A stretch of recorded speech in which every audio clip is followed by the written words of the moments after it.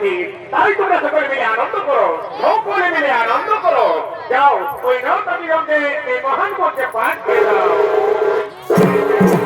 যথাবেশ মহারাজ, আমরা এক্ষণে নর্তকীগণকে এই মহান মঞ্চে পাঠ করে দিচ্ছি।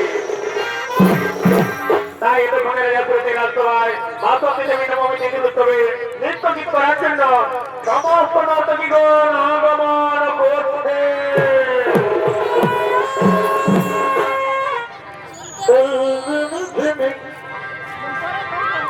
Oh,